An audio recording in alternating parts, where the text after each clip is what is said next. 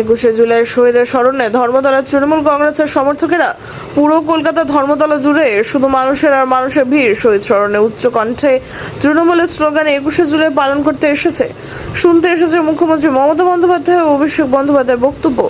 আজ থেকে আগামী বছরে তৃণমূল কর্মীদের কর্ম ও চলার গতিপথ আরো সক্রিয় হওয়ার প্রতিশ্রুতি নিতে বাংলা আমারও বাংলা আমাদের গর্ব।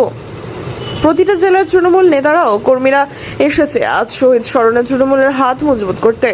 সংগ্রামী চলার পথকে আরো সক্রিয় মজবুত করার জন্য লক্ষ কোটি জনতার ভিড়। আজ প্রত্যেক তৃণমূল কর্মীরা প্রতিজ্ঞাবদ্ধ হবে।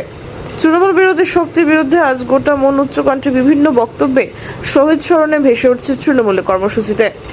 দেখে ও শুনে নেওয়া যাক শহীদ স্মরণে বক্তব্য অসংখ্য কর্মী ও জনতার ভিড়। রিপোর্ট নিজস্ব প্রতিনিধি ভোরের সংবাদ। পক্ষ থেকে তাদেরকে অসংখ্য ধন্যবাদ। 3 নম্বর বেদির দিকে তারা এগিয়ে গেল।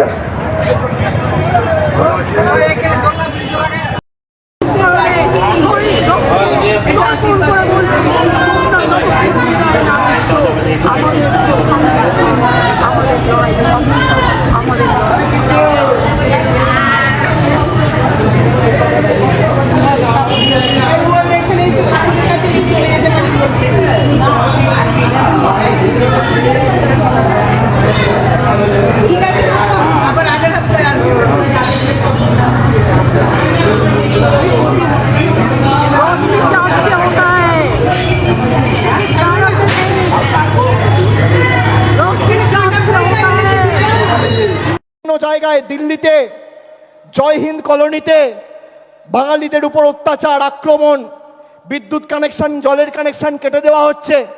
আজকে যারা বাংলায় 70টা আসন আর 12টা লোকসভায় জিতে ভারতবর্ষের বিভিন্ন ঝুপড়িতে, ভারতবর্ষের বিভিন্ন বস্তিতে, বিভিন্ন জায়গায় বাঙালিদের আক্রমণ করতে পারে, অ্যারেস্ট করতে পারে, বাংলাদেশি বলতে পারে, তারা যদি বাংলা দখল করতো কি হতো? কি হতো?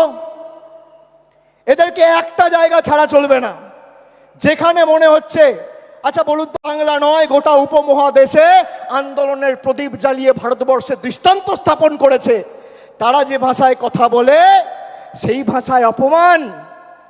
2021-এর আগে বলেছিলাম খেলা হবে, এবার বলছি পদ্মফুল উপড়ে ফেলা হবে।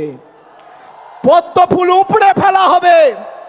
যে কজন আবর্জনা রয়েছে শপথ নিন, ঈশ্বরচন্দ্র বিদ্যাসাগরের মূর্তি ভেঙেছিল যে বিজেপির নেতারা, কবিগুরু রবীন্দ্রনাথ ঠাকুরকে বামপন্থীর প্রোডাক্ট বলে, যে বিজেপির নেতারা বাংলার কৃষ্টি সংস্কৃতি নিয়ে তাচ্ছিল্য ব্যঙ্গ বিদ্রুপ করে, যে বিজেপির নেতারা ইলেকশনে ময়দানে লড়াইয়ে জিততে না পেরে গরিব মানুষকে ভাতে মারার পরিকল্পনা, ষড়যন্ত্র, নির্লজ্জ প্রচেষ্টা করে বাংলার মানুষের টাকা গায়ের জোরে গাজোয়ারি করে আটকে রাখে, সেই বিজেপির একটাই পরিচয়, এই বিজেপি বাংলা বিরোধী।